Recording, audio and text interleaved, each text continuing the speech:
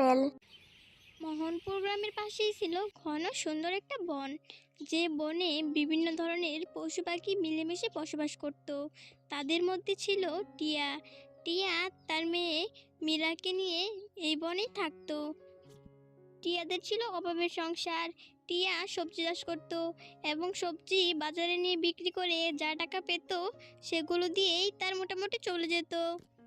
একদিন হঠাৎ করে টিয়ার মেয়ে মীরা টিয়াকে বলে, না, বাড়িতে তো অনেকদিন ধরে ভালো কিছু রান্না হয় না এবং তুমি ভালো কিছু আনাও না। মা, জানো আমার না আপেল খেতে ইচ্ছে করছে, তুমি আমাকে আপেল এনে দিবে? মা রূপা, এখন তো আমার হাতে টাকা নেই, যখন আমার হাতে টাকা হবে তখন আমি অবশ্যই তোকে আপেল এনে দিব। মা, তুমি সবসময় এমন করো, আমি তোমাকে এখন এনে দিতে বললাম আর তুমি পরের কথা বলছো। যাও, আমার আপেল খেতে হবে না, তোমার আপেল তুমি খাও। আচ্ছা মা, রাগ করে না, আমি আজকে সবজি বিক্রি করে যা টাকা পাবো তা দিয়ে তোর জন্য আপেল আনবো, ঠিক আছে? মা, তুমি সত্যি বলছো আজকে আমাকে আপেল এনে দিবে? হ্যাঁ মা, আজকে আমি তোকে আপেল এনে দিব। এখন তুই বাড়িতেই থাক, আমি বরং কাজে যাই। আচ্ছা ঠিক আছে মা, তাড়াতাড়ি ফিরে এসো। তারপর টিয়া চলে যায় সবজি খেতে। সবজি খাতে তো আমি চলে এলাম, এবার এখান থেকে ভালো ভালো সবজি তুলে নি, যাতে বাজারে গিয়ে বিক্রি করতে পারি। তারপর টিয়া সবজি খাতে থেকে সবজি তুলে সেগুলো বাজারে নিয়ে বিক্রি করে এবং যে টাকা পায় সেগুলো দিয়ে আপেল কিনতে আপেলের বাজারে যায় এবং সে একটা আপেল কিনে সেই আপেল নিয়ে রওনা দেয় বাড়ির দিকে।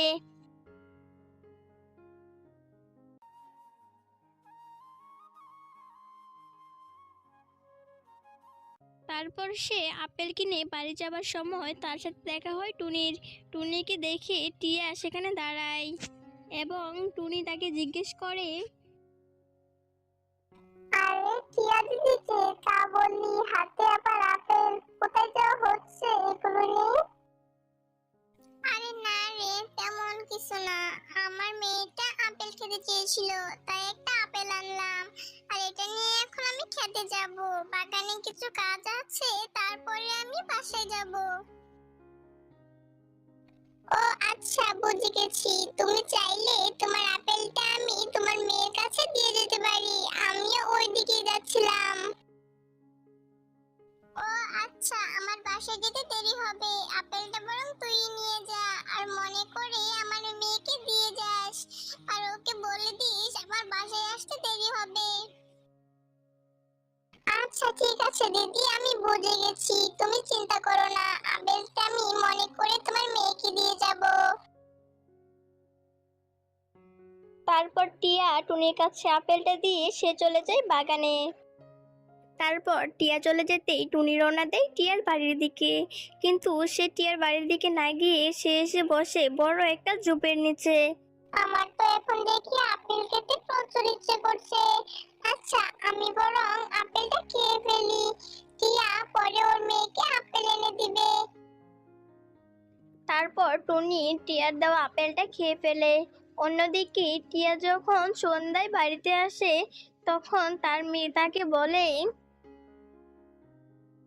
মা, তুমি আমার জন্য আপেল আনোনি, তুমি তো বলেছিলে আমার জন্য আপেল আনবে, কই তাহলে আমার আপেল কই?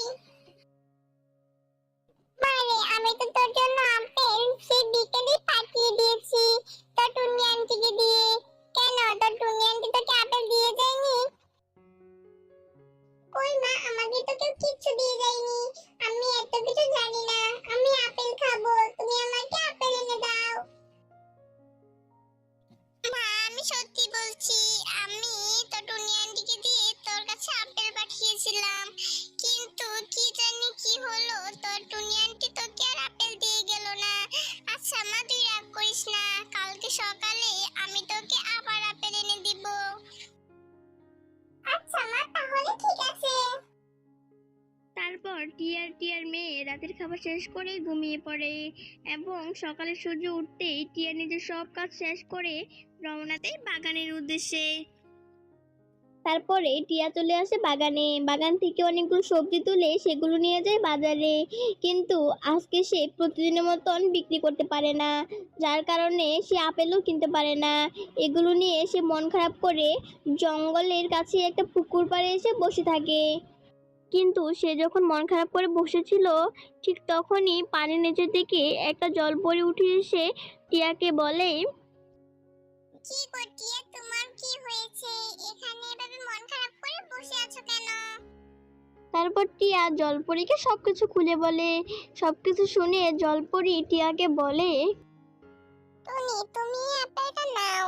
এই আপেলটা বাগানে লাগিয়ে দিবে, তারপর দেখবে ম্যাজিক। আচ্ছা ঠিক আছে, সাহায্য করার জন্য আপনাকে ধন্যবাদ। কিন্তু আরো কখনো সাহায্য লাগলে বা বিপদে পড়লে আমাকে এখানে এসে 3বার নাম ধরে ডেকো, আমি চলে আসব। আচ্ছা ঠিক আছে, কিন্তু জলপরি দিদি, আমি তোমাকে আমাদের বাসায় নিয়ে যেতে চাই। আমার মেয়ে তোমাকে দেখলে অনেক খুশি হবে। কোনো একদিন অবশ্যই যাব, কিন্তু এখন তুমি যাও, সন্ধে হয়ে যাচ্ছে। সন্ধে হওয়ার আগে তুমি আপেলটা বাগানে রোপণ করে দাও, তারপর দেখবে ম্যাজিক। জলপরি দিদি, আমি যাচ্ছি, কোনো একদিন আবার দেখা হবে। তারপরে টিয়া চলে যায়। আসলে এই পুকুরে রূপালী নামের এক জলপরি থাকতো। তারপর টিয়া সন্ধ্যা হতেই চলে আসে বাগানে। তারপর সে বাগানে এসে বাগানে আপেলটা রোপণ করে দেয়। সে আপেলটা রোপণ করে দিয়ে বাড়িতে চলে যায়। তারপর টিয়া রাতে বাড়িতে এসে ঘুমিয়ে পড়ে এবং পরের দিন সকাল হতেই সে সমস্ত কাজ সেরে চলে আসে বাগানে। সে বাগানে এসে দেখতে পায় যে এক রাতেই ওই আপেল থেকে অনেক বড় গাছ বেরিয়েছে এবং গাছে অনেকগুলো আপেল চলে আছে। এটা তো দেখি জাদুই আপেল গাছ। না হলে একটা আপেল থেকে এক রাতে কি এত বড় গাছ হয়? যাই হোক, ভালোই হয়েছে।